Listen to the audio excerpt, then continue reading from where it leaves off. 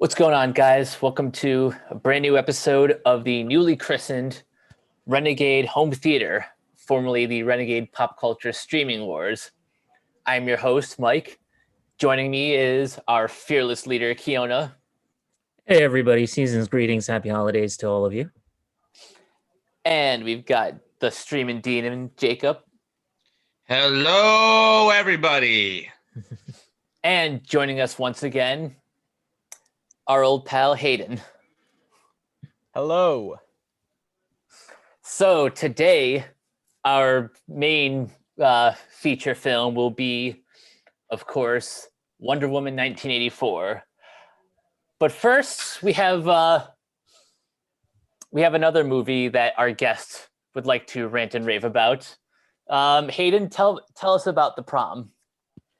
So, The Prom is a new musical movie based on the not very successful but still had a cult audience 2018 musical on Broadway also known as The Prom. It is directed by Ryan Murphy, and I am actually briefly in it for like a single frame, which is very exciting. Yeah. My feature film debut. Nice. Mm-hmm. Very cool. Don't forget us little people. I will try not to. You know, one thing I got to say about that is the performances in that movie are just fantastic, I think. Everybody did a really great job. Like the cast in there is really, really good. Meryl Streep, James Corden, Nicole Kidman, Kerry Washington, Keegan-Michael Key are the ones that I know, basically. Tracy Ullman's in there, which I didn't even realize. I mean, it's The just new stars. Yeah. The two leads are actually really good too as well. Yes. Gotta They're give a shout relatively out. unknown, and yeah, they really shown in this one. And we have Ariana DeBose, who is going to be making another appearance in the Steven Spielberg directed West Side Story reboot. That is Cool. coming out. She's going to be Anita in that, which I am very excited for. That's awesome. I know Josh is really looking forward to that because he's such a Spielberg fanboy. I'm just interested to see what Spielberg does with his, I believe, first musical. Yeah. That's interesting. As a guy who's tackled so many genres, musicals escaped him for so long. Is anybody familiar with Jo Ellen Pellman, who acted as Emma in The Prom? Because she did a really great job. Yeah, she's mostly new. She hasn't had much in credits except for small parts in The Deuce and Marvelous Mrs. Maisel. Very small. And under her Marvelous Mrs. Maisel credit, it literally credits her as girl number 2. So gotta start somewhere. Yeah. The guy who played Trent in that movie too, Andrew Rannells, I think is his name, or Rannells? Rannells, yeah, I love him. Yeah, he's really good. He was a lot of fun. He was in he's most known for doing the Book of Mormon, Falsettos, and The Boys in the Band. He is also one of the main voice actors on Big Mouth on Netflix. Oh. He is the voice of Matthew on that. Mm-hmm. Yeah, which he was really good on this last season of Big Mouth. I think he had my favorite line in the entire film, where you know they go to the town, right? It's in like, where is it in? Like Indiana? Yeah. And they go there and everybody's like, who are these people? And then he goes, we're liberals from Broadway and we're here to teach you about inclusivity. Yeah, I really love that line. Oh my God, that line coming was from amazing. him, it sounds just hilarious. Yeah. Yes. I love the self-awareness that they had for that movie. So yeah, it was great. Hayden, do you have any personal anecdotes from the set?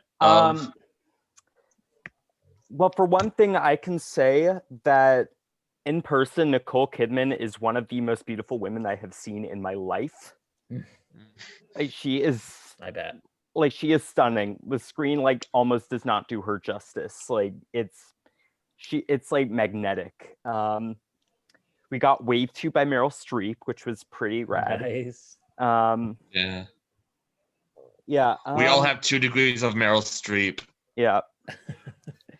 I do want to just bring up some things that I think it's like I think this is a movie that a lot of us like a lot of people kind of need right now in this trash fire of a year.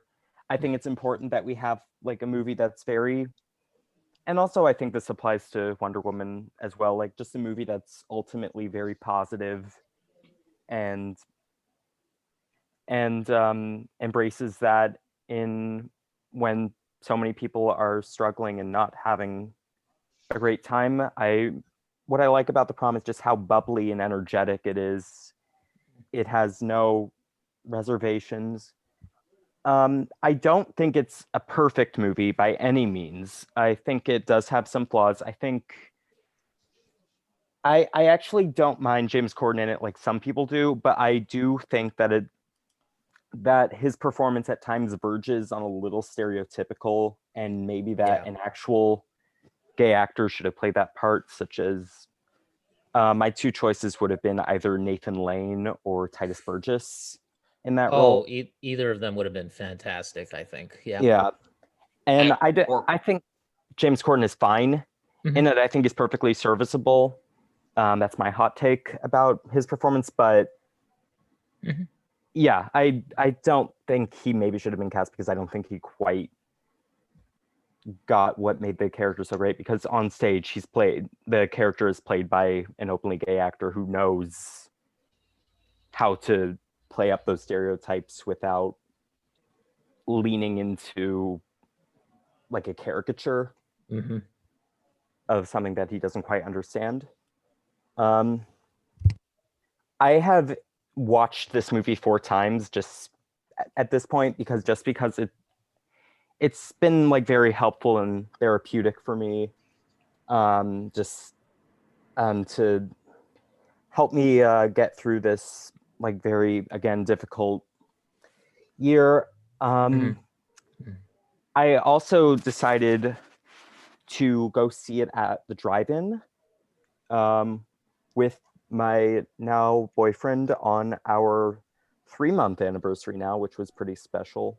Yay! Awesome. So yeah, that was a very enjoyable memory that I think I'll hold pretty dear for yeah. So, hey, you recommend this movie to everybody then? Well, here's the thing. If you don't like musicals, and I don't think you're going to enjoy this, and it is a very divisive movie. There's a lot of discourse on Twitter, as with our other movie. But if you're willing to give it a try, then I mean, why not? Just like, we're all in quarantine. Well, like, why not? What have we got to lose at this point? If you have Netflix, just might as well check it out. Yeah, I enjoyed it personally as well. It was nice and bubbly.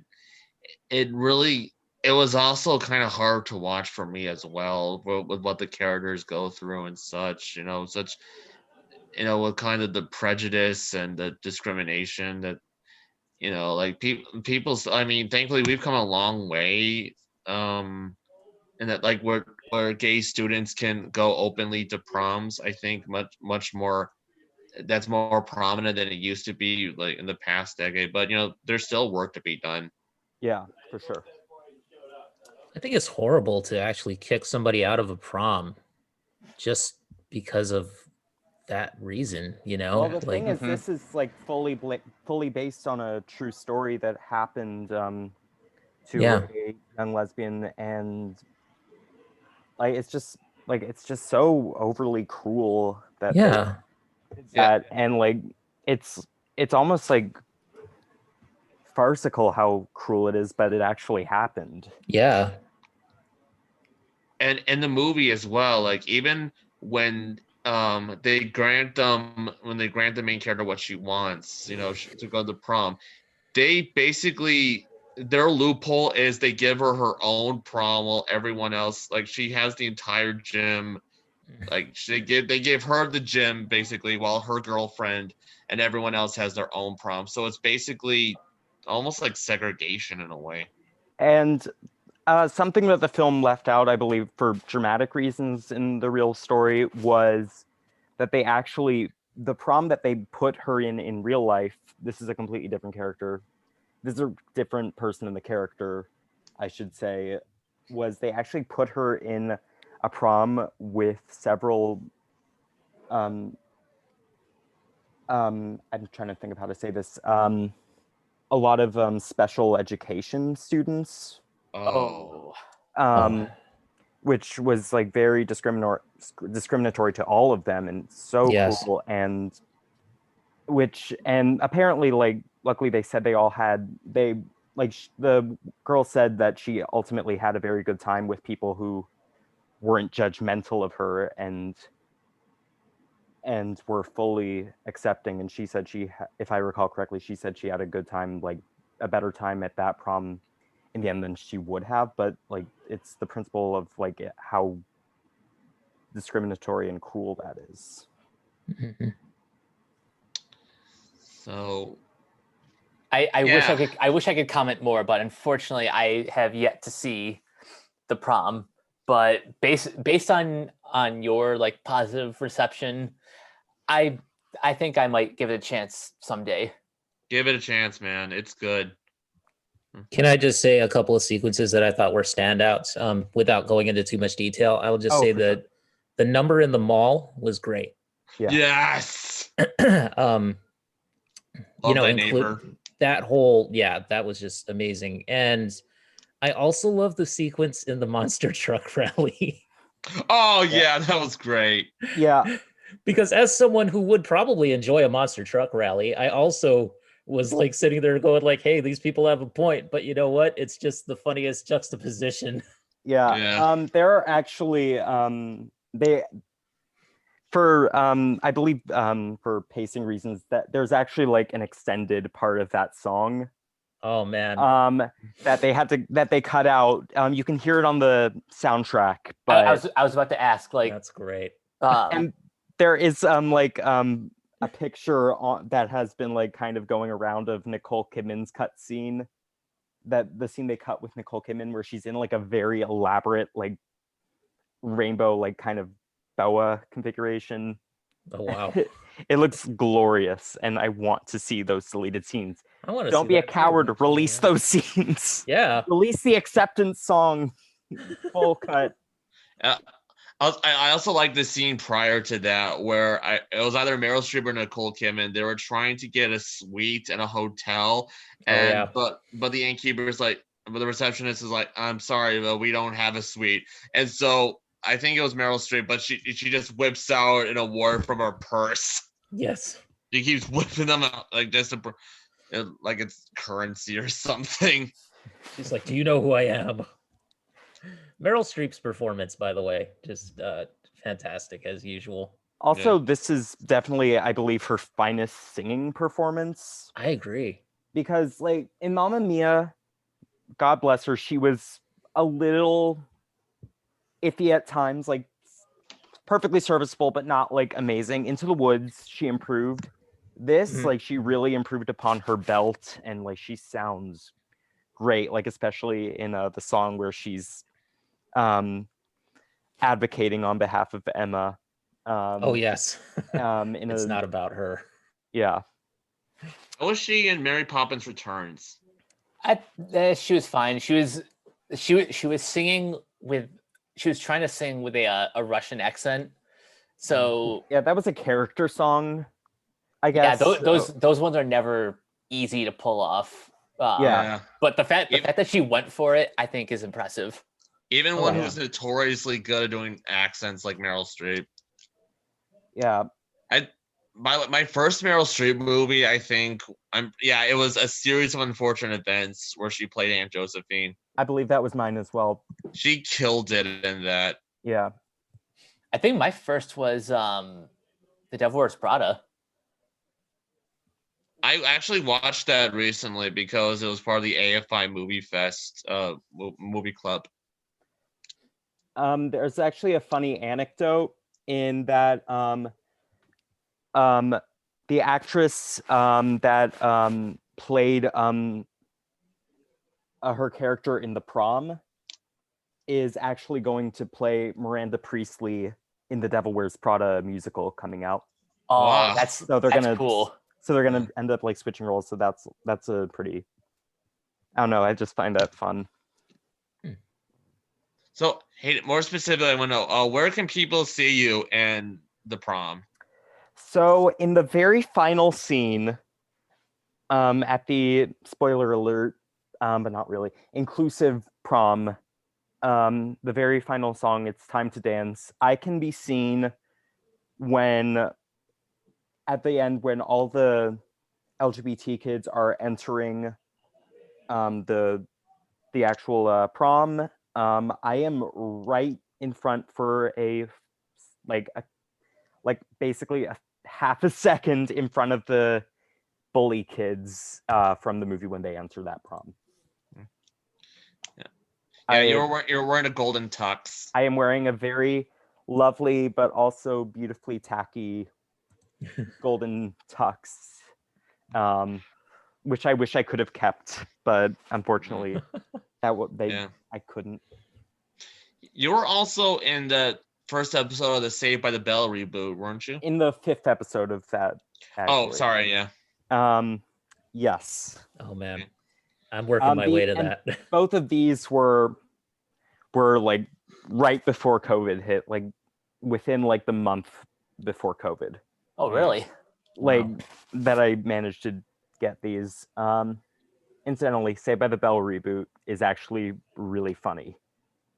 Like way funnier than the original show. I'm watching the original show. Yeah. That's because the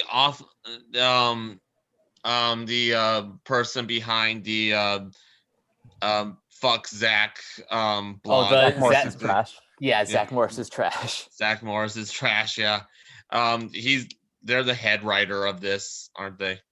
Yeah, they're one of the main writers, and also they have a Tracy Wigfield of Great News, which is a really underrated sitcom that ended a while ago, but that's also a really funny show. So, Hayden, with how prominent you're becoming in Hollywood, you're kind of our spokesman there. I guess so. I'll try not to let it get too much to my head. All right. So yeah, next time you see Meryl Streep, be sure to give her our card. Okay, I will. But first, we need to print out to make a card. Cards. Yeah, I know. Yeah, I mean that's seriously awesome, dude, that you got to be in a movie like this. Yeah, it's really exciting just seeing how, like, as someone who has also seen the original show, it's exciting just seeing how they do it like in movie form. There's something just very interesting about watching that whole process, even if for a little bit. Yeah, it's gotta be cool feeling that energy there. Yeah. So before we move on, any final thoughts? Definitely check it out if you have time. It's on Netflix. You'll have fun. I certainly look forward to it. Yep. All right. So without further ado, it's time to talk about the big one. This is Wonder Woman 1984. Who wants to start with the synopsis? Because this one's kind of wild. I'm not gonna lie. I guess I'll be the brave one here. So it takes place obviously in the year 2014. I get 1984. It's Diana Prince, aka Wonder Woman. She's still kicking butt all throughout Washington, D.C.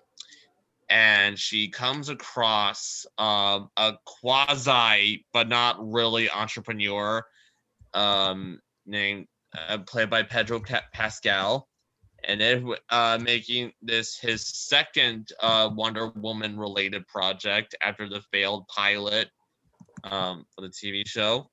He plays Max Lord. Basically, he's a businessman. He's founder of Black Gold Cooperative, who he who has this promise to make anyone's dreams come true. He comes across a magic stone that will grant you any wish, and he tries to do exactly that. He until there a point where he actually becomes a stone himself. And meanwhile, Diana, she gets reunited with Chris Pine's character, Steve, who sacrificed his life in the last movie. And meanwhile, while she's enjoying his time, spending time with him, Kristen Wiig as Barbara Minerva, who I believe she works as a gemologist, I think. And she's trying to uncover the stone as well, and she wishes to be like Wonder Woman, but it comes at a price, like all these wishes do. And so Diana has to set things right this time. She has to don the suit again and use the lasso to show people why you shouldn't make wishes willy-nilly. Okay, I'm done. So I guess I'll start with my general thoughts. And honestly, even though I'm a little bit disappointed that my first time wasn't, seeing this on the big screen, which I'll probably do next weekend. I love this movie. Just me too. Yeah, just from start to finish, I think compared to the first film, which is like really good until the last third kind of fumbles. This is like either my third or fourth favorite film in the DCEU altogether. I think Gal Gadot is at her she gives her strongest performance. Definitely. I think Patty Jenkins and Jeff Johns and hold on, I'm just looking Dave up Callahan. Yes, thank you. I think the story that they came up with is it's bonkers, but in kind of the best way possible. This feels like a movie. It feels like a movie that belongs in like the time period that the film is set in. Like it's not just a movie that like takes place in the 80s. It embodies the 80s in so many ways. Yeah, I was impressed by that. Like without bombarding you with 80s nostalgia, like it doesn't become a Stranger Things episode at any point. Yeah, that's the other thing. The way that that Patty Jenkins uses the 80s as sort of like the backdrop for all these events that are happening is like it's not just an excuse for product placement. It's she's actually kind of making a like she's making like satire on where we were during the Cold War, where tensions were like pretty much at their peak. Yeah, in the 80s, it was also that decade where it was like all this people were obsessed with new opportunities, like during the Reagan era. That's where the rugged individual that was really kind of fetishized in that time period. That's where you had all these self-help books popping up. Mhm. That kind of self-help culture. That if you want it, you can get it. Essentially, that's kind of reflected by Max Lord's philosophy. Yeah, like when you see in sort of like the first act, when you see that like that commercial with Maxwell Lord saying life is good but it can be better. Yeah. I like pretty much immediately like that, like those took me back to when I was a kid. I would see a lot of those, like a lot of those old like infomercials, like buy my book and you can earn millions just by following these steps. You know, like all those cheesy infomercials like that. Um I got a lot of nostalgia from things like that. Yeah. Hayden, what you think? Well, I really enjoyed the movie. I don't want to like overstate anything because I do think that it has a lot of issues, but And we'll get there. Don't worry. and overall, I think it is a perfectly serviceable, fun romp that a lot of people are being a little overly harsh on, as they do. That's an understatement. Um, and I'm also just bringing up, this is not even the worst Wonder Woman thing to feature Pedro Pascal, as mentioned, that horrible pilot that never even aired. Like, if you watch that, like, good lord, like, that is oof. Like, making Wonder Woman into a violent vigilante who, like, tries to murder people in cold blood. Like, watch that and, like, compare it to this, and I think you will see that there is one that is truly, like, worse between the Yeah, two. that was like what? Yeah, what? Go ahead. Yeah, it was supposed to be for NBC. It never even aired because of how Yeah, terrible it came out in 2011, and I don't remember much. In fact, I don't think I even watched the pilot at all. I just watched like I think it was like either Nash or Film Brain who Nash, Filmbrain, and Linkara did a crossover review. that's right.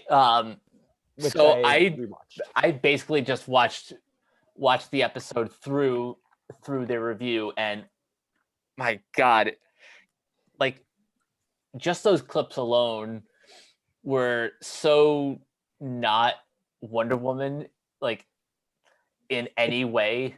That was Thank God Adrian Palicki has had Agents of S.H.I.E.L.D. after that. yeah. To like give her like an actual career, because like this was not it at all. But anyway, I digress. It is a fun movie. I really enjoyed the villain characters. I thought I really adored Kristen Wiig and Pedro Pascal in their respective roles. They were probably I want to say like my favorite part of the film. And one thing that I do want to say, the true villain of the film ultimately is not them. The true villain is the capitalist society that brings all of these horrible atrocities to the forefront. Oh, totally. Yeah.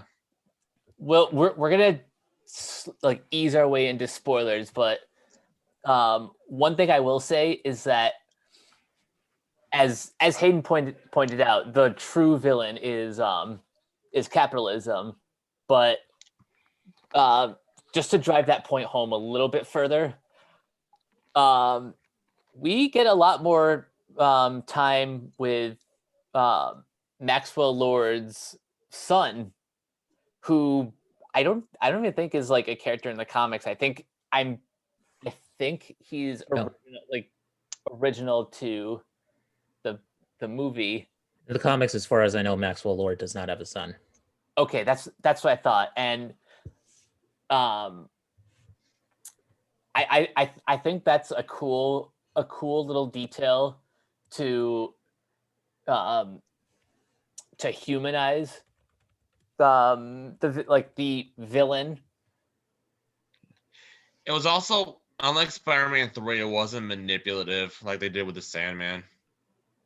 Yeah. I like the Sandman in Spider-Man 3, but for some reason, what's his name, Alistair, he his inclusion just it just really worked for me, especially a scene towards the end that gave me some serious Man of Steel vibes. Yeah. And if you know what I'm talking about, then you'll start crying pretty much immediately. Yeah. Well, Keona, what you think? Oh, that's a loaded question. Okay, so I'm going to be the odd man out here, and I'm going to say that I did not like this movie. I had some issues with it. You can boo me all you want. I had some issues with it. However, I will say that for escapist fun, it's good. If you want a throwback movie to the old Superman 2 and 3 days, it's good. If you want Pedro Pascal basically hamming it up, it's good. Doing his best Gene Hackman as Lex Luthor, it's good. I was going to mention that because you do see a lot of that, and there also you kind of see a lot of Kirk Douglas and Wall Street in there too. Yeah, Michael Douglas and Wall Street. Yeah, no, sorry, Michael Douglas. I mean, and in Kristen Wiig's performance, you see a lot of, like, for me, she reminded me of Jim Carrey's Riddler, or that kind of, like, or Michelle Pfeiffer's Catwoman, I guess you could say, because she starts off as very nebbish and very nerdy, and then becomes this badass female, just totally rocking Catwoman.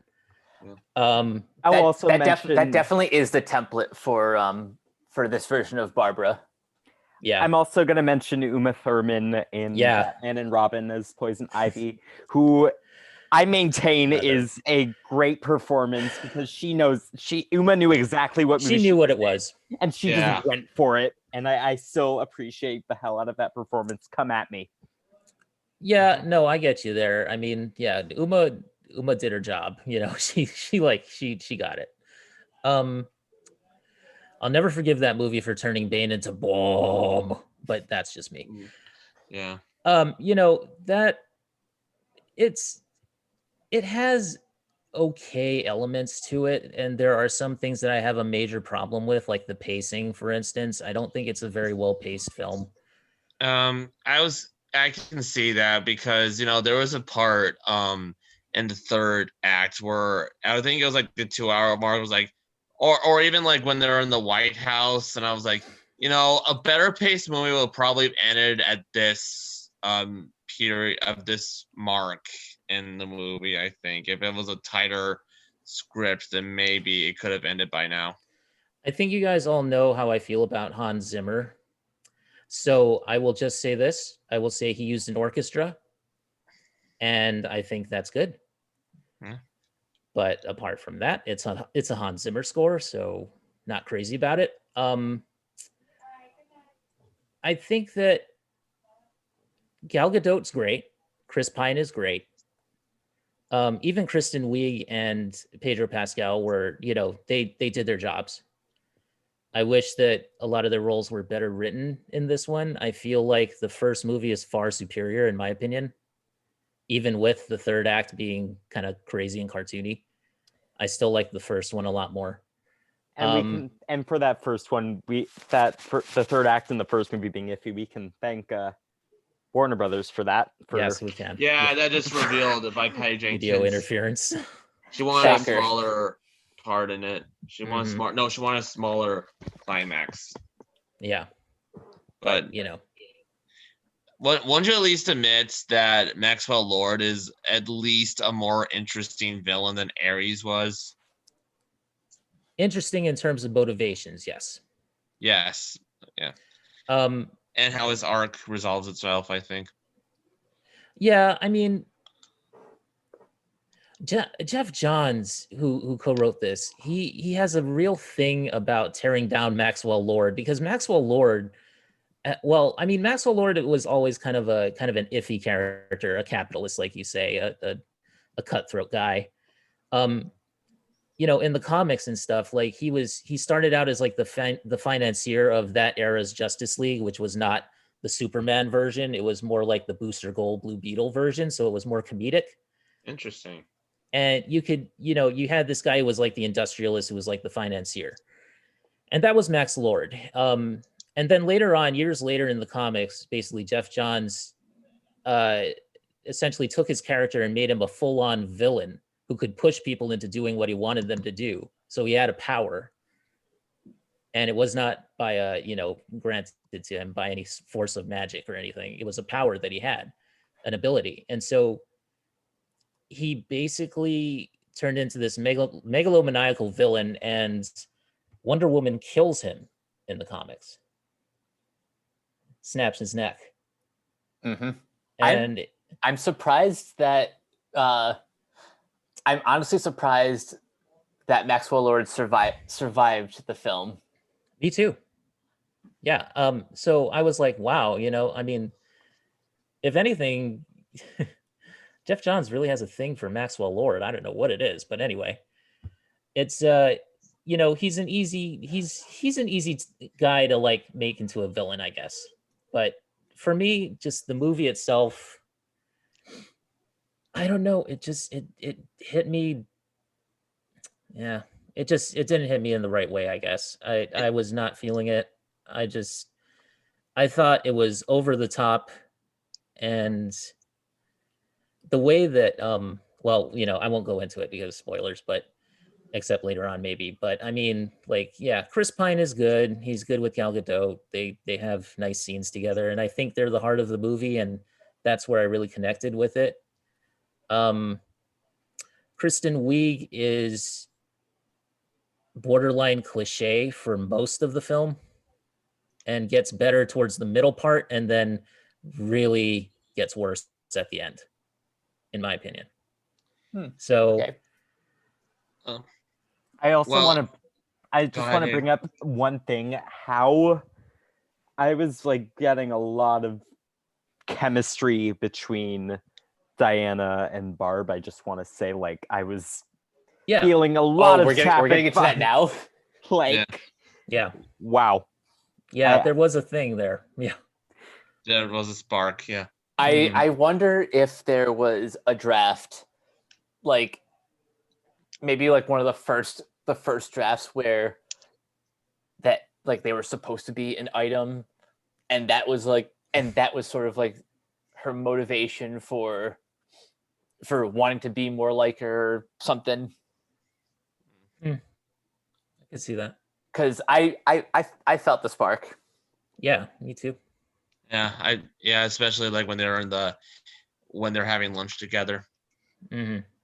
Can I just say why I personally really enjoyed this movie? It's that I just like the idea, the ideas that it brings up. I love the idea that it brings up the flaws, her internal flaws right away. Is that she's like everybody, she has her wishes, she has her desires and whatnot, and sometimes they get out of hand. It's interesting that she's just as tempted by the MacGuffin as the main item in this as everyone else, basically. I just like, her trying like her own worldview is kind of like she has to accept it more. I like that. I like how she, sometimes she fails at that. I like the idea of a super who's supposed to be, they're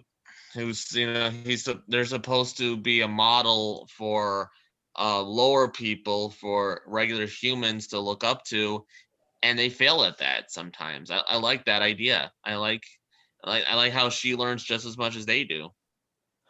Yeah. I like that too. This film kind of went really out of its way to humanize Diana in ways that like that other heroes, especially like in DC's live action films, haven't really had that chance. Yeah, but it does so in a way that doesn't feel like it does in a way where it doesn't feel as forced. Like it's trying go actively to deconstruct the character, like Batman v Superman, which I thought just smothered it. Just kind of just made it not really pleasant to watch. Really, Borderline unbearable. Yeah, it even starts in the opening where they show that when she's a girl flying the Amazon, this kind of Olympics thing. Is it spoilers to talk about this? You know what? By this time, the floodgates are open. If you've listened this far, then okay. I think what we should do is we should just say, okay, like just everybody give their thumbs up, thumbs down rating. Thumbs up. Thumbs up. Thumbs up overall. Thumbs sideways pointing downwards. Okay. So anyway, as I was saying, it opens with spoilers. Yeah. So anyway, it opens with she's a girl in the Amazon Olympics or whatever, and she kind of cheats her way. When she loses her horse that she's riding, and she goes on a slide basically to get back on its back. But then her mentor, Robin Wright, knocks her down before she could be claimed the victor because, of course, she cheated. And her mother, the queen, she, played by Connie Nielsen, she explains to her that, the truth has to be embraced. You have to accept it, what deep inside. You can't just you can't just cheat your way into getting what you want.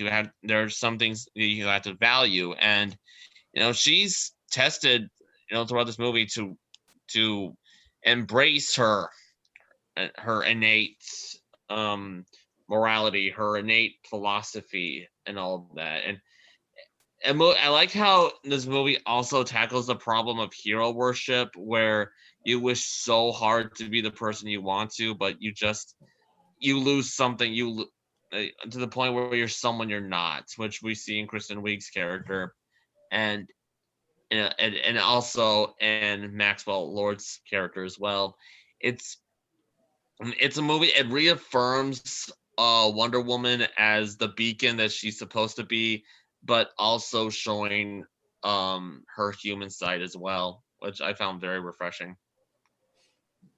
Yeah, good stuff. I love how that opening sequence with the Themysciran games, it really does a nice job of foreshadowing the theme of truth prevailing, and how basically like you said, everyone's wish is basically the equivalent of Diana cheating in those games. And you know what they say, cheaters never win. So anytime you make a wish, there's always some sort of sacrifice. With Diana, she wished for Chris Pine to come back, and I have thoughts about that. Yeah, me too. She wishes for Chris Pine, for Steve Trevor to come back in exchange for losing her powers. Barbara wants to be more like Diana, at the cost of her kindness and essentially her humanity.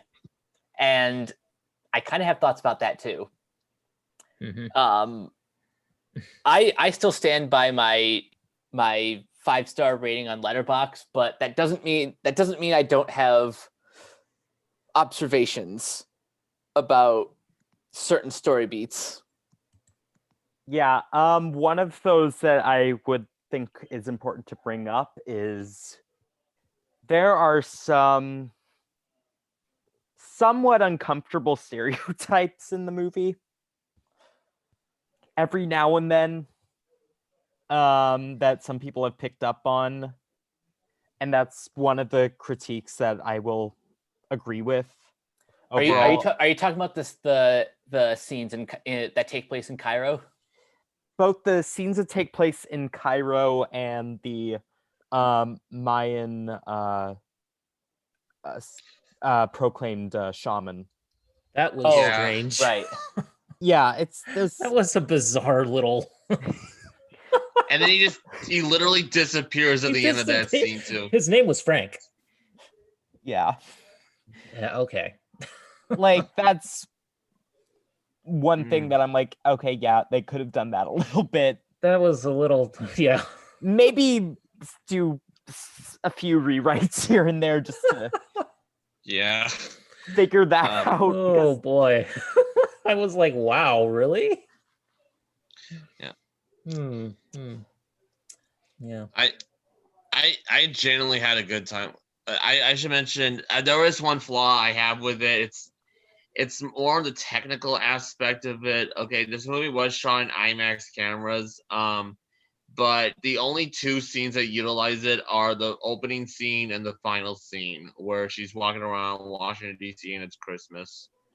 What about the mall scene though? Nope, that was regular cameras, I think. Really? Was it? It was the aspect ratio. That was like the 16:9, I think. I'm pretty sure Yeah. it was. Like Either way, I would have killed to see this in IMAX though. Same. Yeah, it was. Yeah, I guess, but only because the IMAX is just inherently better. Like I have this new rule that I only go see IMAX movies if they actually use IMAX cameras, because I'm not going to see a regular shot movie in that format because it's just so expensive.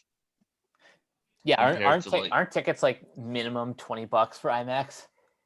Yeah. I mean, in fairness, I had AMC A-List, which I don't know if that's going to be around much longer, but that was, and I was able to get in to those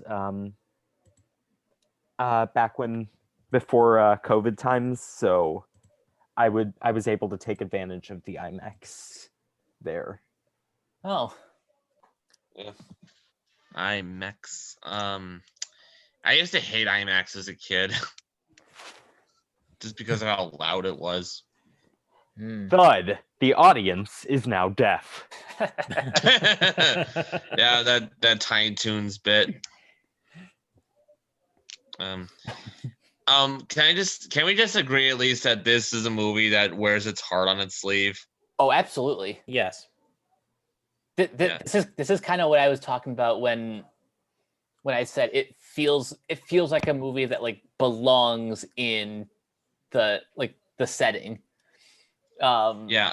There are plenty of moments, and we'll get to one of my absolute favorites that really evokes like that Richard Donner Superman feel. And this scene is the reason why I'm going to watch this movie again in theaters. It's the fucking invisible jet. Yes. Mm-hmm. Like as soon as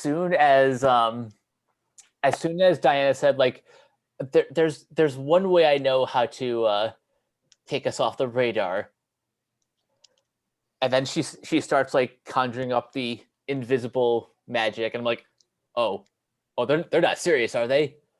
Yeah, they are. They're doing it. They're doing it.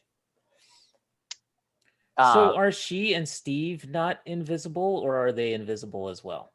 The way it's usually depicted in like the cartoons and stuff is only the aircraft itself is invisible. But which isn't very practical. So see these two people flying in the air. Yeah. Like all the planes coming at them are just like, what the hell? We have a bogey here. Well, that's an easy target. Yeah. The end. But what I like about how that scene was filmed is like you don't actually see Diana and Steve just like flying in the air. Yeah, like you see them inside the cockpit, but then it's completely invisible when they shoot it from the outside as it's like going off screen. that was something that's really cool. And when they're going through the fireworks. Yeah, the fireworks added a nice touch to that scene. That really brought Superman vibes, like when they're flying over Metropolis. Mm-hmm. Speaking of, this movie even reminded me of Captain America: The First Avenger in a way.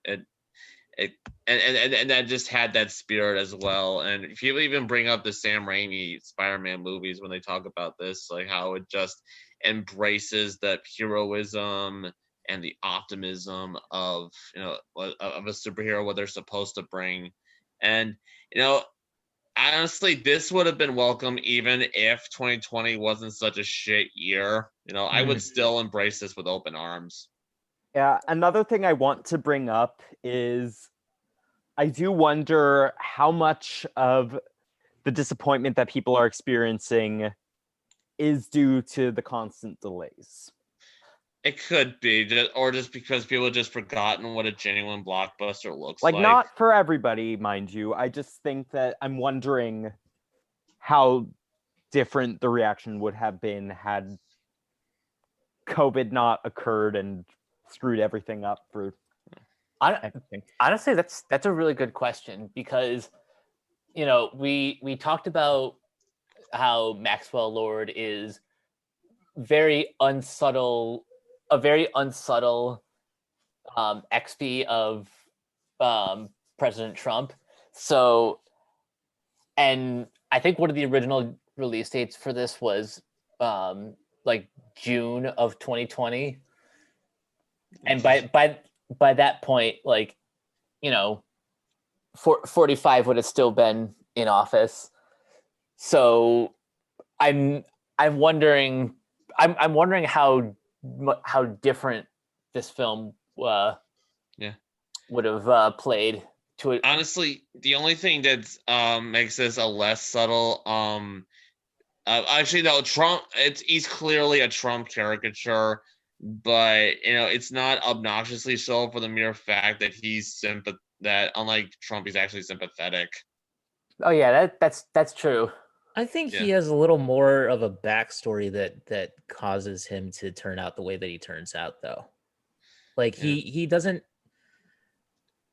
I mean, there are moments where it seems like he's a Trump allegory, like when he says, "I am not a con man," and and he kind of like ferociously just defends himself, and he says, "I'm not a loser. That guy's a loser." He says that to his kid, and that seemed very Trump-ish to me, but I don't know. To me, it seemed more like his character in the comics. Maybe it's because I'm familiar with that. So, I mean, honestly, there's only so much you can have an 80s TV personality who at one point even stands in front of like a podium in front of the United States emblem. Oh yeah, that's White true. House emblem, and not resemble Trump. And at least it kind of embraces that, but it doesn't hit you over the head. Someone who wants wealth and power at the cost of nothing. Yeah. And the line that he has that I really loved was life is good, but it can be better. Yeah, he did that really well. Pedro Pascal. He's a great actor. We all know this. So he is. Oh, bless him. Yeah. He's really good at being a single dad in things. That's true. Wait, is he a single dad in We Can Be Heroes? I have not watched that yet, but we might see. which surprisingly I'm hearing isn't terrible. Plot twist of another plot twist of 2020, the sequel to Shark Boy and Lava Girl not apparently being a disaster. Wow. Yeah. Who would have seen that coming? Yeah. All right, we've been stalling long enough. He's the Dadalorian. We've been stalling long enough. Let's talk about exactly how Steve Trevor comes back to life. Yeah, let's. Oh boy. First of all, whose body is he even like inhabiting? Is it just some random nobody? Apparently, Prom. it's handsome man who lives next door to Diana or something, or lives nearby her. He is credited. The actor has the credit "handsome man," which I Yeah. found pretty amusing. Yeah. I actually Apparently. kind of like that it makes sense that because Diana, she's been holding on to him for so long because he just meant so much to her, and it does, like, she didn't even know, like, really, like, that the stone could even grant powers. Like, I actually, she kind of did, I think, but I don't know, she just didn't believe that it could. She But seemed to have an inkling when she was reading the Latin. yeah, and it just naturally occurred to her, that's what I would wish for. And I kind of like, again, I like how he's brought because of her own selfishness. I like how to show that she's valuable too. I like that she didn't have to say it. Yeah, That I was gonna well say that. done. I was going to say that as well. Like they didn't. That was like they made it very.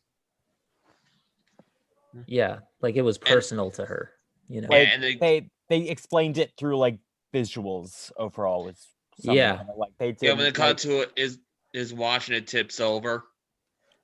Mm-hmm. Okay, so here's my question. Okay. If if you're wishing for something, wouldn't it just be conjured out of thin air? What did she wish for him to come back in some other dude's body? And why is that so popular right now? Because there are 3 pieces of media that have that. Soul is one, where another spirit inhabits another guy's body. This movie, and then Cyberpunk 2077, in which you're inhabited by another, the engram, or the basically the brain of this other dude, the psyche of this other dude. So why is that such a popular trope now?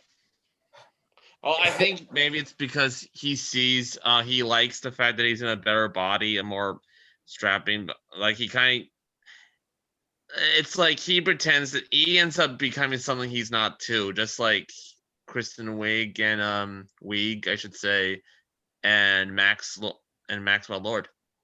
Like, he But yeah, becomes something in he's this case, not. he's literally become someone he's not by taking over someone's body. I have no idea why, like, why that was the explanation. I guess they needed some sort of like some practical reason to like make it not seem as hokey as "whoa, he's back from the dead, holy shit." But it's a wish. So if I wished for something, it would just conjure out of thin air, would it not?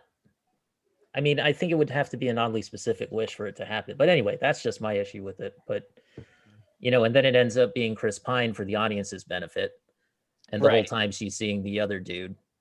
Yeah. Mr. Actor guy. Sorry, I don't know your name. We can just be honest and say the reason that Chris Pine is back at all is because Patty Jenkins really likes working with him. Yeah, I mean, they have great chemistry, so it's. Yeah. I mean, I'm for it. I like that. That was my favorite subplot of the whole entire film.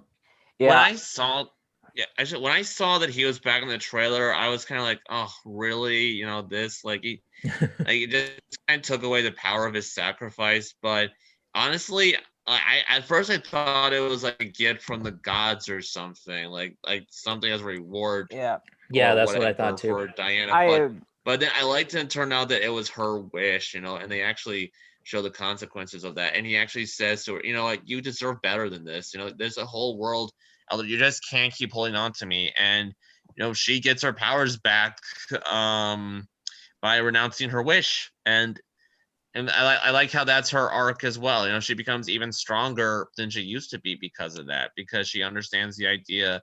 She sacrificed just as much as he did. And I know it's really hokey, but I love how it basically gives her the ability to fly. Yeah. Also, another thing I want to bring up is a take that I have seen where somebody said that apparently I'm just gonna so somebody said that it was, I quote, "It's so empowering the way Wonder Woman can't exist without her boyfriend. But like that was the whole arc of That was the character. yeah. Like she literally was not Wonder Woman when he came back. Like that was the whole point. Like yeah. she needed to let Yeah. go. That was the whole point of that arc. And I like how they turned it into this like be careful what you wish for. Like this isn't like something that you really need. And like I think the movie was kind of commenting. The movie was definitely commenting on that, and I appreciated that. Yeah. I love how epic it gave such an epic approach it gave to such a sincere moral. Such a simple morals, like be careful what you wish for, and don't cheat your way into getting what you want. And it pretends like this big epic story where at the end where literally everyone's wishes come in true. Like there's an Ireland where this couple's having an argument, and the guy says to the wife, "I just wish you dropped dead," and all of a sudden she just has a heart attack, and that was actually a pretty powerful scene. Like when you just see everyone getting exactly like they want. Like this one lady in Asia who just wishes she was famous, and she gets that, and the new president, I think, was it that televangelist guy who becomes president? No, they were No. different people. Oh, okay. That was Well, supposed to be Reagan, right? I don't think it was. supposedly. I don't think it was supposed to be exactly Reagan, but it was. I mean, like It was an yeah. XP in terms of their world, which I also want to bring up. I saw another dumb take that someone said implied that the movie was saying that the president was doing a good thing, but that was the opposite. Huh? yeah. Like people were like, the movie was like saying that we needed war and nukes. It's just like, No. And I it was thought- the opposite. Yeah, That and was I like- thought I was bad at paying attention to movies. Wow, man, Like- people are just weirdly misinterpreting the whole thing. How did you get that? How? Like, I'm sorry, just how? That's clearly not the point. Yeah. He was Next clearly. you'll be telling me that Christmas Carol is pro-capitalism. Well, the Wall Street Journal already got you there with their article that they. Oh released. yeah, did they Jesus. not say? Oh, Yeah. that's right. Yeah. They do this stupid take every year. And I'm just going to quote that article because it was ridiculous. Where he says decrease the surplus population, and then they're Yeah. like, oh, he did so much for the Yeah. yeah. The God. the headline is "In Defense of Scrooge, whose thrift blessed the world," and under that it says, My "In the God. 1840s, Dickens didn't see how businessmen like his hero were already lifting mankind from poverty." What? Like this was in the Wall Street Journal. They just published this. Like Eek. They can't be serious, can they? no, they seem Please to tell be me that's serious. satire. It is a real article in the Wall Street Journal. They That- just published it. That seems like something you would read in The Onion. And there was another Yeah. guy recently who said, Biden is just like Robin Hood who wants to steal from the rich and give to the poor. And he's saying that like it's a bad thing. That's a I- bad thing? Really? It's just like, did you read Robin Hood or like watch even the Disney movie? Like, how do you misinterpret that so terribly? Please tell me they've at least watched Robin Hood Men in Tights.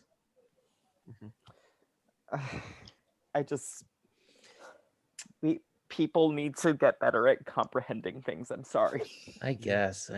I don't even know what to make of that, honestly. I don't know what to make of those takes either. Like, They're ugh, just wild. yikes, Like man. there are some takes I'm like perfectly agreeing with, like as before said, the stereotype thing, but then there are others where I'm just like, no.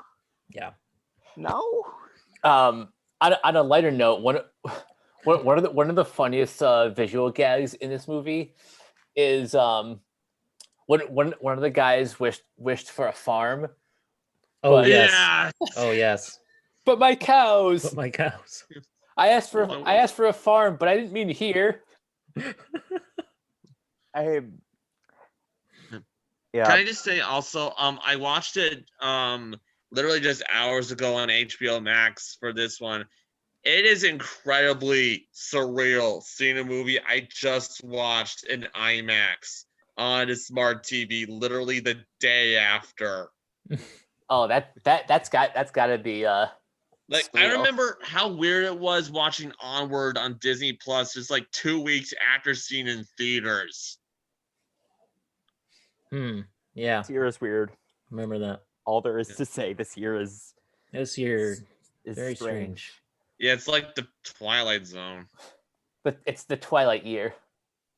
Can I tell you yeah. guys, when you were talking about the invisible jet and you were talking about Superman and like the comparisons between the two movies, and I just had this thought of like Chris Pine sitting there starting to recite "Can you read my mind?" Yeah. Oh, which would have been over the top but hilarious. Yeah. Speaking of Chris Pine, what'd you guys think of his makeover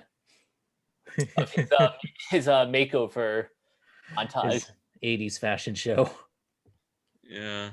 I thought it was kind of surprising that when she's showing him around the 80s, basically they're playing an Italian opera instead of some like 80s music. That was odd.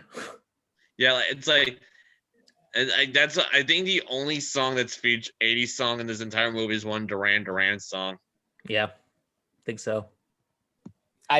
I'm still kind of impressed that like for a movie set like deep in the 80s, Patty Jenkins didn't go for like low hanging fruit in terms of references. Like she didn't pull any like she didn't pull any easy needle drops, like none of like the greatest hits. She just kind of she took the setting as seriously as like the US took the Cold War, but at the same time, she still kept the material playful.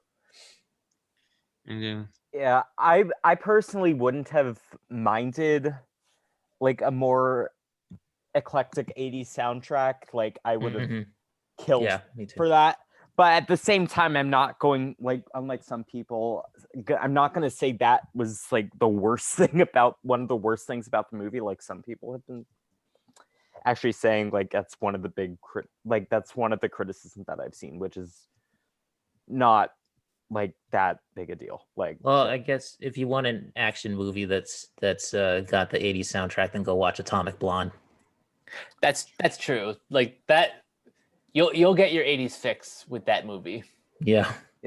Like I'm like, would I have loved an 80s soundtrack? Like hell yeah, but I'm not going to like diss it like on those merits. Like I don't think it detracts. Such a small, insignificant thing that it didn't kill the movie for me.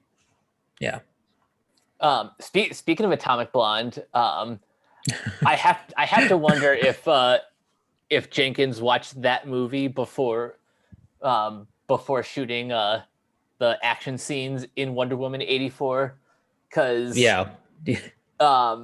I just kept thinking about the like the scene with the hose, and that's pretty much all I was thinking about while Gal was whipping around that lasso.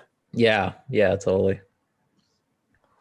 Like Diana in this movie has pretty much mastered the lasso the same way Lasso Fu. Like the same way that Steve Rogers by the time we got to like the Winter Soldier has mastered like the art of combat with the shield. Yeah, true. Also when she's swinging around, I honestly think like her web lasso sling is it's staged about as good, if not better, than a lot of the recent Spider-Man films. Oh yeah, I see that. Did she lasso a cloud at one point? Lassoed a bunch of lightning bolts. Yes. Yeah. And I the fact that we get like moments like that shows that you know,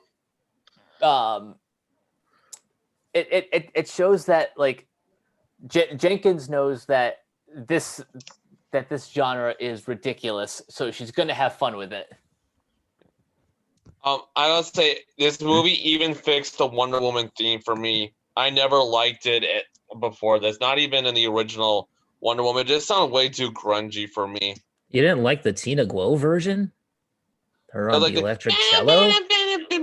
I was like that kind of. I don't agree with that at all. I love that theme. I love that theme. Same. I think that's the best piece of music Hans Zimmer's written in years. It just doesn't fit just like the tone of it just doesn't fit Wonder Woman for me. It fit in this one though. This one he did it more orchestrally though. He kind of didn't do the whole electric cello thing. Yeah, I kind of like the grungy aspect. I think that fit the tones the movie was going for. Have you seen the music video for that Tina Guo did, where she just does the theme? I think I might have seen the music video once, but because about that theme, the grunginess works really well for World War One, because that was kind of a grungy period in history. Fair enough, I guess.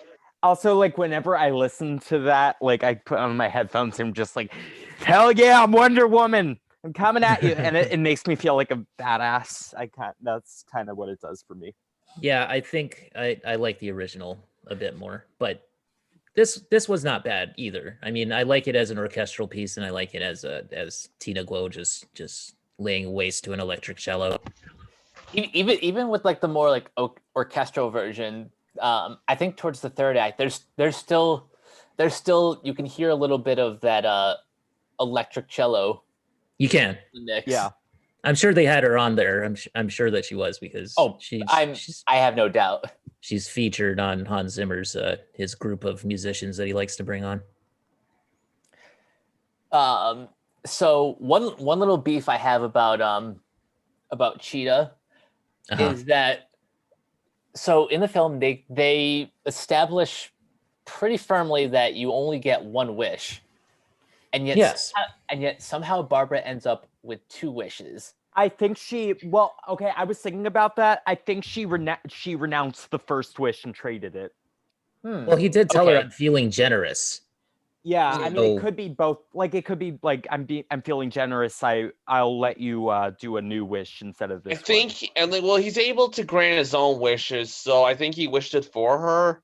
Yeah, I think so, because he kind of like he went down into the studio and he said, I'll take all of your life force, and then he's like, I'll give her your prowess and your rage and stuff, and so he kind of transfers everything and imbues it into her. Yeah, I believe what Barb said specifically was, I don't want to be human anymore. I want to be like the apex predator. I'm paraphrasing, but I think that was the vibe that I got, that she traded it. Thank God she didn't say, I want to be a cheetah. Yeah.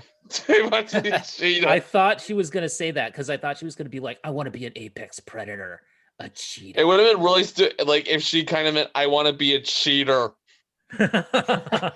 Oh, I want to be a cheetah. You don't understand me. I do want to bring up that it is not a Christmas movie now without digital fur technology. Yeah. Oh. I guess that's the rule now. Cats set the president. Yep. What? Oh, Lord. I want to know, how did it look better here than it did in Cats? Did it? I mean, I wasn't as nightmare inducing.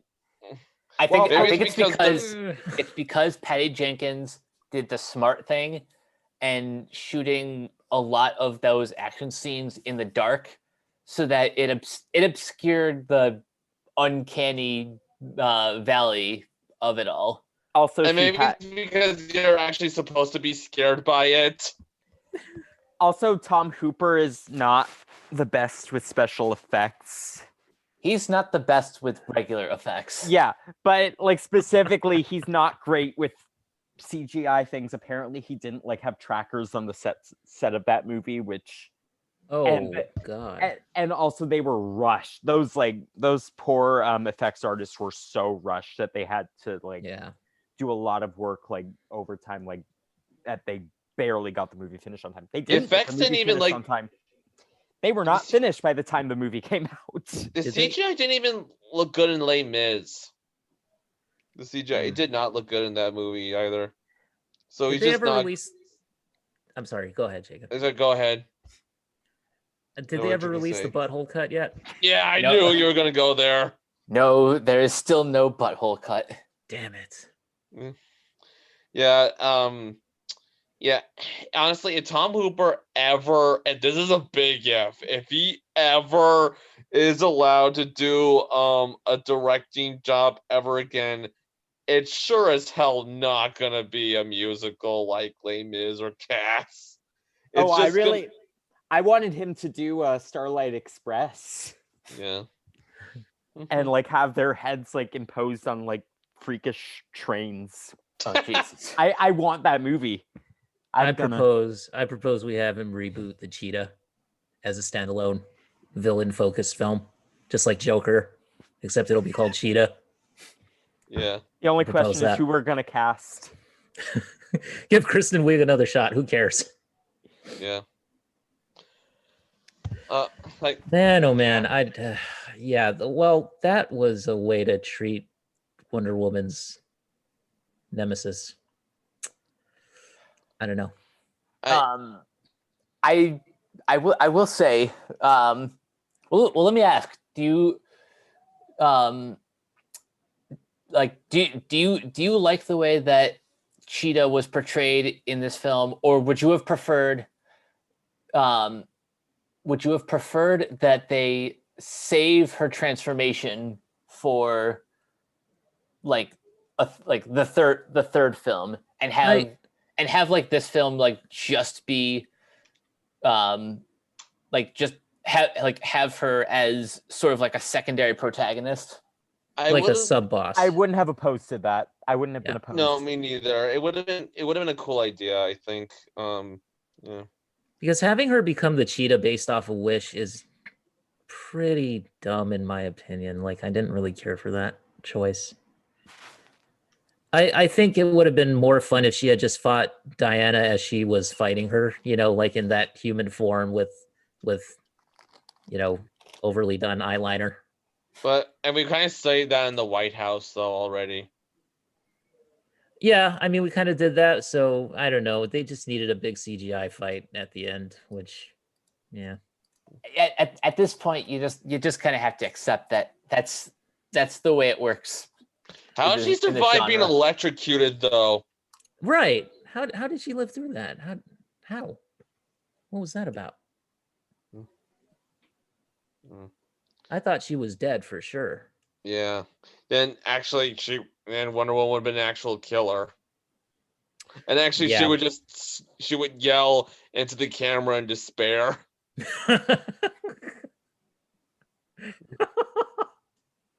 Henry Cavill suddenly comes out and says, "Let me do that.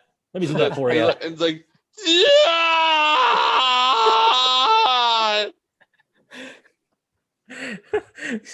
She suddenly snaps Max Lord's neck and just goes, "Yeah!"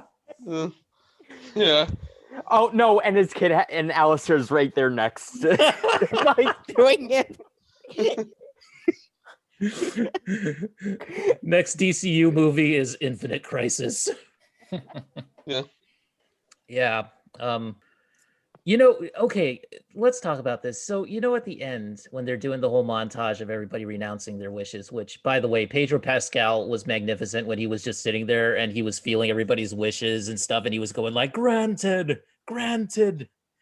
Yeah, like he was somebody's fairy godmother or something. It was amazing. You get a wish. You get a wish.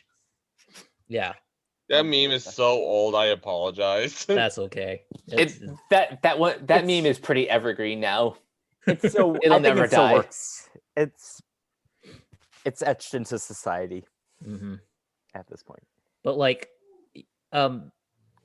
so there's that moment where Hans Zimmer brings back the music from BVS. That track is called "A Beautiful Lie." Yeah. So he brings that back. When he brought that back, because they use that for Batman, right? A lot of the time, that was kind of the Batman theme. Yeah.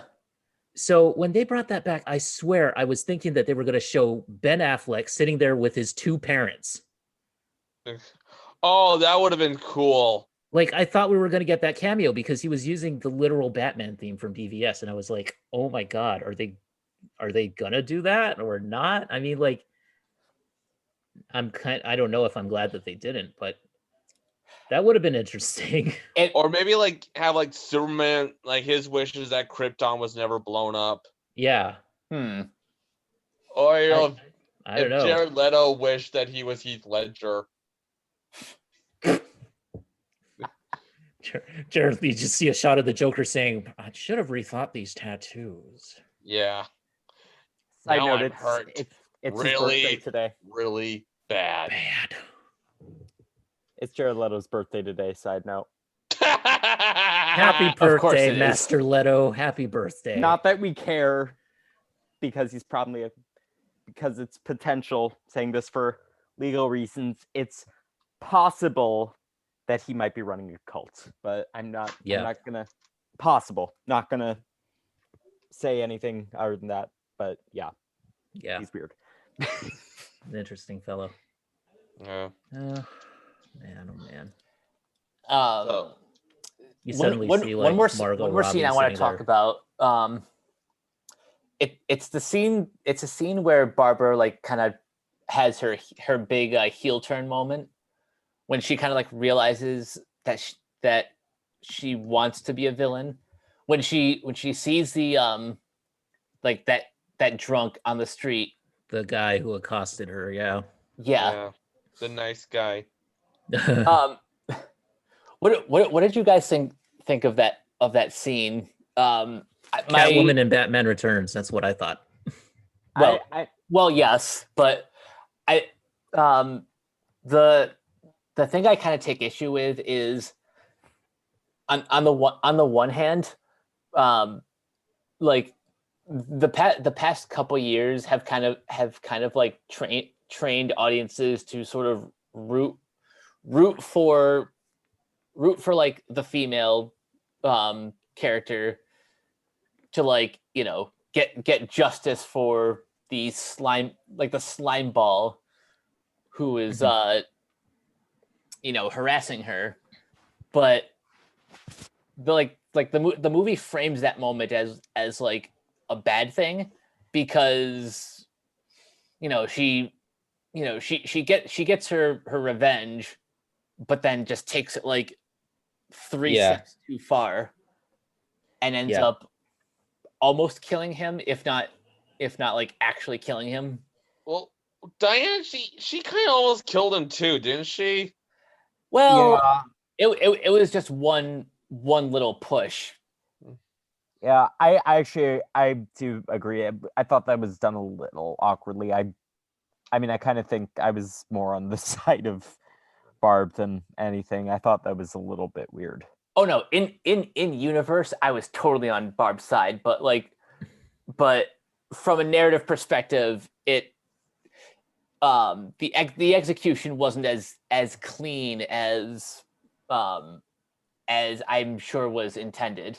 Right. Yeah, for all we know, he could have planned to do something really bad to her. Yeah, right. That's what I mean. I think they framed it a little strangely. Yeah. They were almost a little too sympathetic with him, and when her friend came by and saw maybe that's more the heel turn, though, is the fact that she sees her friend there, and she kind of just ignores what he says and tells him to kind of buzz off. I mean, honestly, like I think if I would like to think that if she were to tell him he was attacking me, that he would have been understanding of that. Mm-hmm. Like, that's something that like a simple like explanation would have like helped like the matter rather than the plot convenience. Mm-hmm. Yeah. Did you guys know that the stone that they use, the magic stone, the dream stone, as it is really called in the comics, is actually also referred to as the Materiopticon, which I think is a better name, personally. Yeah, obviously, yeah. That just rolls off the tongue. I'm surprised. I'm surprised they didn't actually use that. I'm surprised they didn't actually use that name. Yeah. And that's actually a reference to the Sandman universe too, which is interesting. I want to bring up though also like that this movie was kind of making me think of. Do you remember that Robert Rodriguez kids movie Shorts? I've heard Vaguely. of it. Yeah. Okay, so the Vaguely. whole premise of that movie is like that there is literally like a wishing rock, and I was just like thinking of that like kind of in the back of my head. Oh, and one of the characters that they name drop is an old Wonder Woman villain named the Duke of Deception, The Duke of Deception. who goes by other names like Dolos, Mendacious. That I think that's the cool thing about this Wonder Woman movie. It feels almost less like a modern superhero movie and more like an Amblin film. Like it has a lot of that like Indiana Jones vibe to it. Yeah, keeping with its 80s theme. Yeah, they were going for that. I could see that. Have we brought up the cameo? Oh, I was just gonna mention that. Yeah. Because I'm not gonna lie, I thought that was pretty great. I know. I was freaking out a little bit. Mhm. Yeah, I was wondering like what this post credits scene that like everyone was talking about, like I was kind of waiting for that, and then it happens. I'm like, oh, that's what her character is. Yeah. That you just gotta love, specifically the character that she plays, that she's meant to play too. You just gotta love that they had the nerve to make that kind of cameo, that reference. It's if you're going to get Linda Carter for that cameo, then it's worth it to make that reference. Yeah, it's the reason why like the Stan Lee cameos are usually one of my favorite ones. Will always be the one in Spider-Man 3. Or whenever like he just says like a cat's phrase like Excelsior or enough said, like just anything where there's like a sort of certain warmth to it. It's not just, oh hey look, it's Stan Lee or Linda Carter or something. It just like there's a more awareness to it. One of my favorite Stan Lee cameos is when in Captain Marvel. Yeah, that was a good one. That was genius. Oh yeah.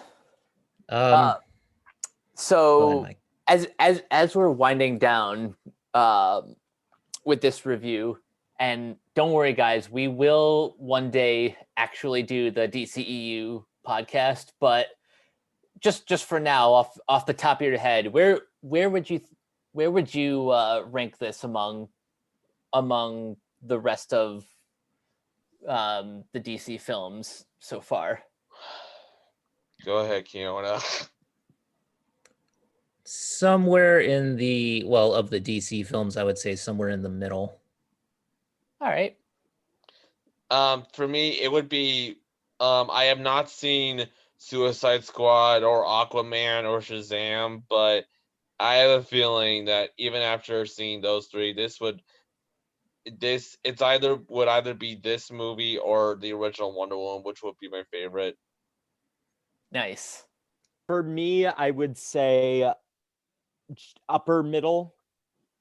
I think that it fits comfortably like in the upper middle corner, which isn't a bad thing. I think I give it like about a 6.5 out of 10 personally, but that's not a bad thing.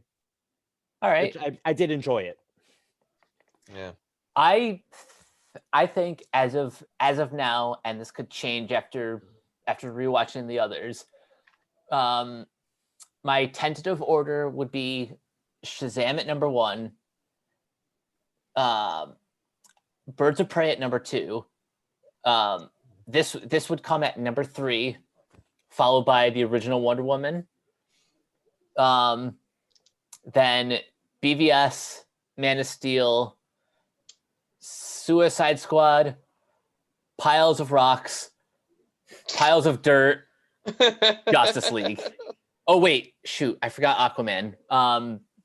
It would be Aquaman above Man of Steel. Jeez, you really didn't like Justice League, did you? I enjoyed it when I saw it in theaters, but as the further removed I am from it, the less I liked it. Yeah, I was at the world premiere of Justice League, so of course you were. that might have elevated my opinion of it a little bit. My favorite DC movie, possibly period, like including all the Superman, Batman, like from the 70s and 80s. Honestly, my favorite of all time of all of those is probably Birds of Prey. Yeah, Birds of Prey, I think, is still really, really good.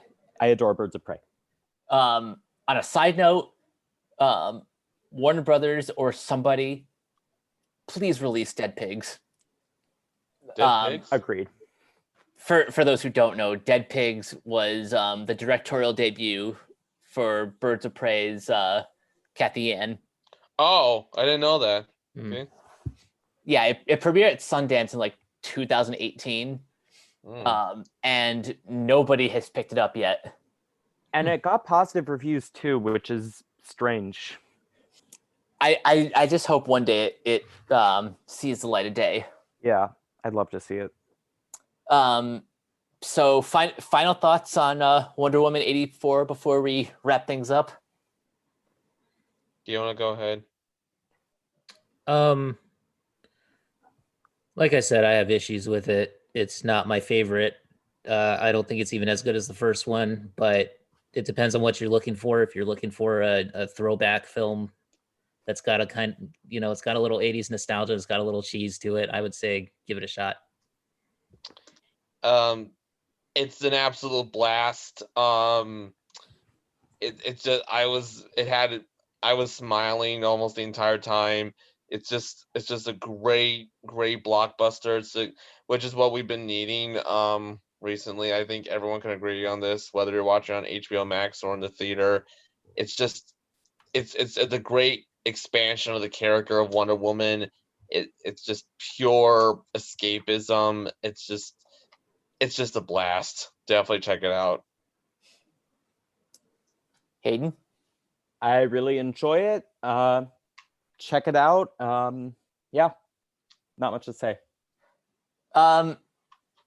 Yeah, as someone who kind of grew up in more in the 90s, but like growing up watching all of like the classic 80s movies and all those, and like the the classic Batman and Superman films, like the Richard Donner Superman films, Batman Returns, Spider-Man 2, more of like the classic pre-MCU superhero style.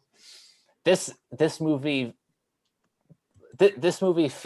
feels like a love letter to that, while still existing pretty firmly within the DC extended universe.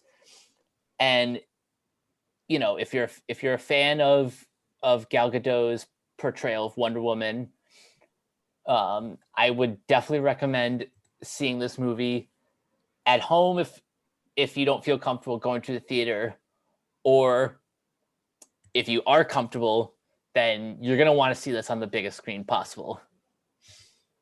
And yeah, that'll do it for this discussion. Glad we all got together to talk about this. Oh yeah, it was great to actually talk about a movie like this for a change.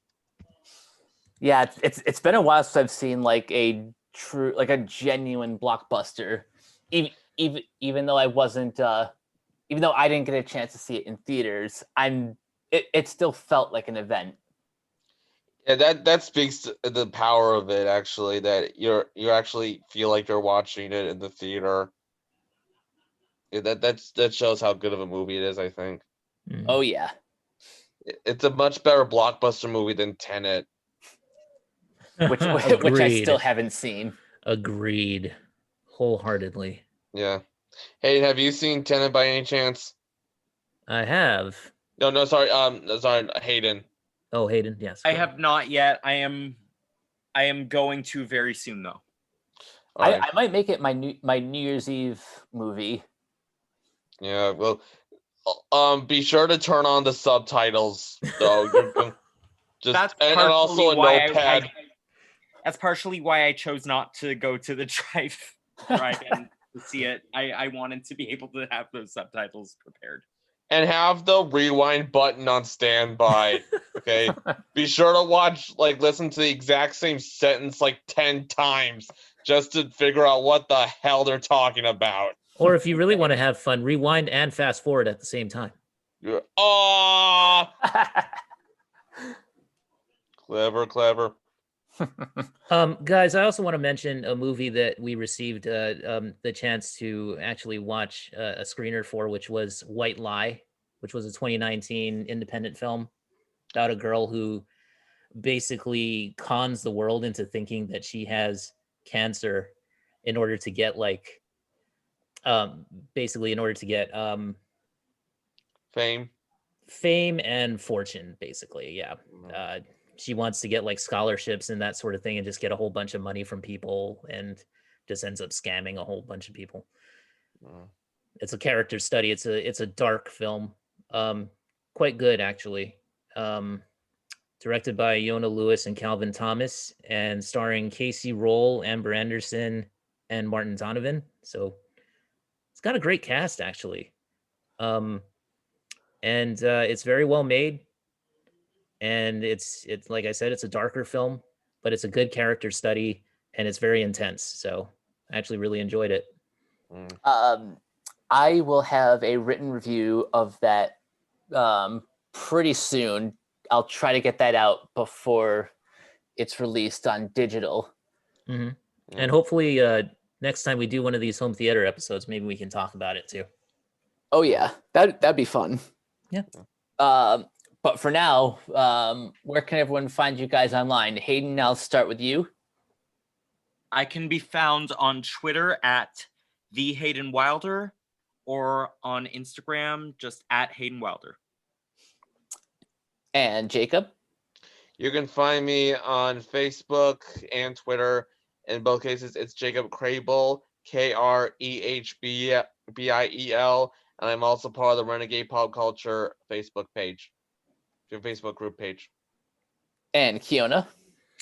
All right, you can find us at renegadepopculture.com. You can find me on Twitter at Keona Tang. That's KeonaTang, sorry. And you can also find me on Instagram at Neoplasmic24. And that's pretty much it. Oh yeah, Facebook group. So it's facebook.com/group/RPC42 if you guys want to join. Awesome. And you guys can find me on Twitter and Instagram at Captain K42. Check out my quick thoughts on letterboxd.com/CoachK42. And if you want to watch Fresh Takes, my show on with my co-host Brock Emmerich, you can check those out on YouTube at Organoid Zero. And as we already mentioned, our podcasts are available on Anchor, Spotify, Apple Podcasts, wherever you listen. Pandora. And Pandora. Yeah. And of course, you can always look up our website, renegadepopculture.com. Need to escape? So do we. That'll do it for this episode of the Renegade Home Theater. We will catch you guys later. Peace out. Bye. Happy holidays, guys.